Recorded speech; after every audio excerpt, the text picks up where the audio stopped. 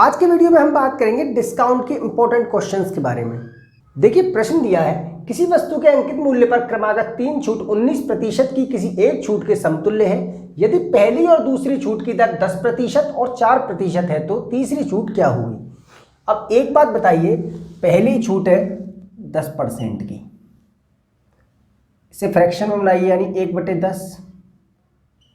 दूसरी है 4% की, यानी ये कितना आएगा 1/25। यानी कि पहली वस्तु 10 की थी तो छूट दी है 1 की, यानी कि कितने में 9 में। यहाँ तक क्लियर। दूसरी छूट है 25 थी, 1 छूट दी यानी कितना 24। तीसरी छूट आपसे पूछी है तो आप उसे XY मान सकते हैं, मान लीजिए, ठीक है ना।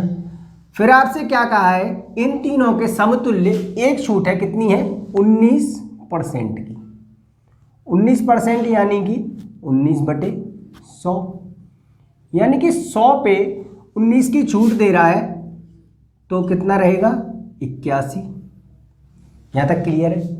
अब ये आपका तीनों छूट इसके बराबर होंगी, यानी मैं ऐसे लिख सकता हूँ 10 गुणा 25 गुणा X अनुपात, ये सब रेशो में है,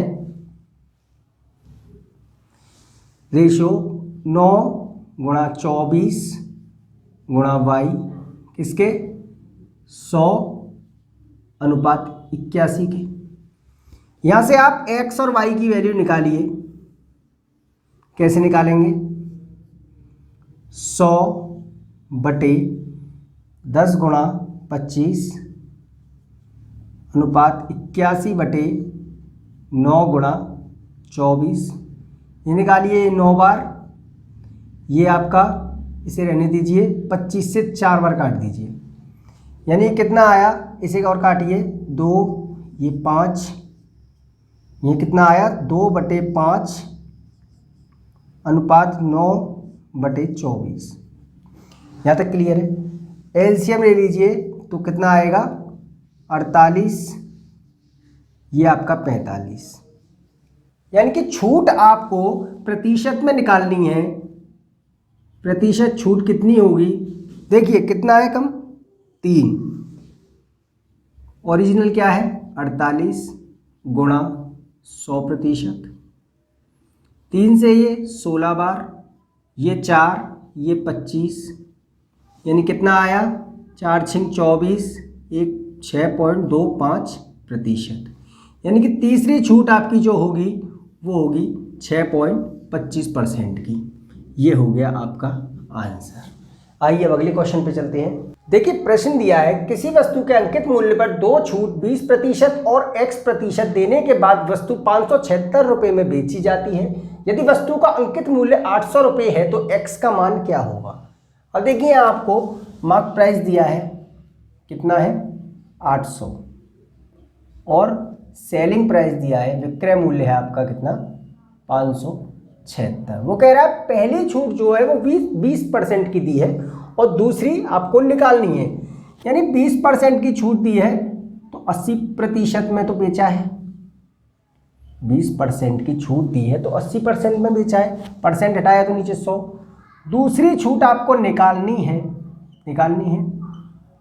वस्तु बेची है उसने, कितनी सेलिंग प्राइस है 576, और अंकित मूल्य कितना है वो है 800। क्लियर है।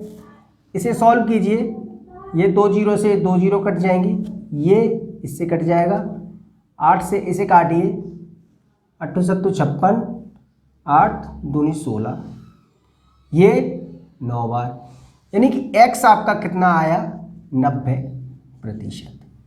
90% में वो बेच रहा है तो छूट कितनी दे रहा है। छूट निकालेंगे कैसे, 100 में से 90% जब घटाएंगे तो छूट दे रहा है वो 10% की। दूसरी छूट जो है वो है 10% की। ये हो गया आपका आंसर। आइए अब अगले क्वेश्चन पे चलते हैं। देखिए प्रश्न दिया है, एक दुकानदार अपने अंकित मूल्य पर 15% की छूट देने के बाद अपनी वस्तु को 425 रुपये में बेचता है। अगर वो अंकित मूल्य पर कोई छूट ना देता तो उसे 25% का लाभ होता। तो वस्तु का क्रय मूल्य बताएं। अब एक बात बताइए, वो छूट कितनी दे रहा है? 15% की दे रहा है। 15/100 यानी 3/20 फ्रैक्शन आ गया इसका। अब आप लोग एक बात बताइए, ये उसका क्या है? क्रय मूल्य। ये उसका अंकित मूल्य है और ये उसका विक्रय मूल्य है। यहाँ तक क्लियर है? आपसे कहा है अपनी वस्तु को 425 रुपये में बेचता है, यानी विक्रय मूल्य है 425। 425 विक्रय मूल्य है। 20 थी, 20 की चीज़ थी, वो 3 की छूट दे रहा है तो कितने में? 17 में बेच रहा है। इससे आप निकाल सकते हैं मार्क प्राइस। कैसे? 17 की वैल्यू आपकी किसके बराबर होगी? 425 के। तो एक आपका किसके बराबर हो जाएगा? 425/17।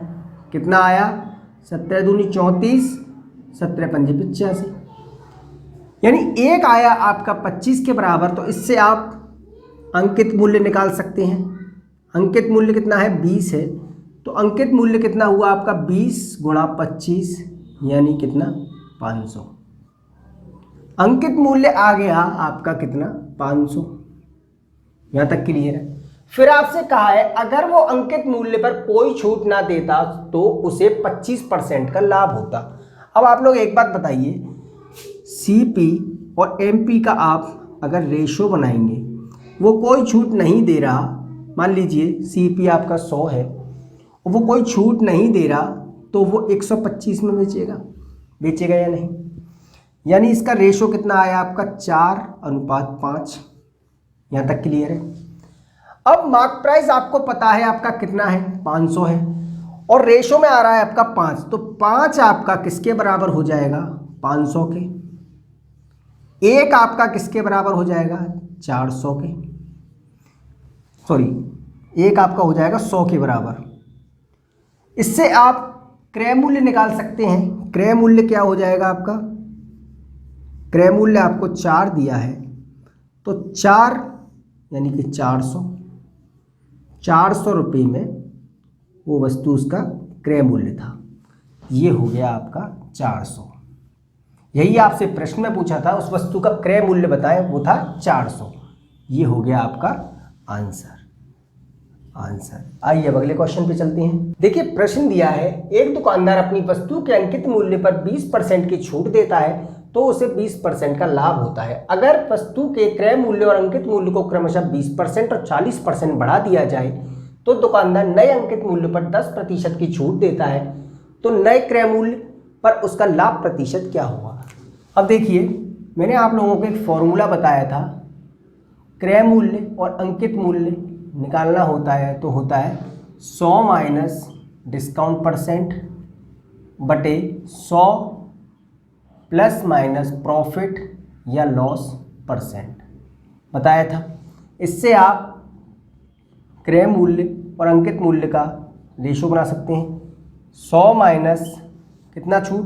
20% बटे 100 प्लस 20 यानी कितना आया? CP अपॉन MP आया आपका 80/120। काटिए 2, ये 3, यानी CP और MP का जो रेशो आया आपका वो आया 2:3।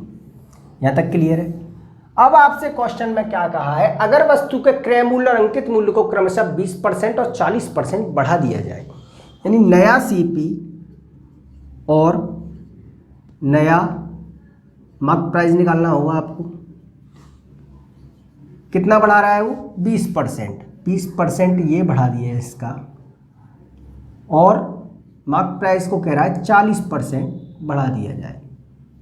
फिर कह रहा है तो नए अंकित मूल्य पर 10% की छूट देता है। 10% इस पे दे रहा है, छूट आपको दे रहा है।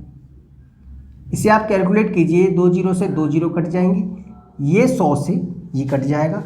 इसे देखिए, इसे काटिए, ये 40।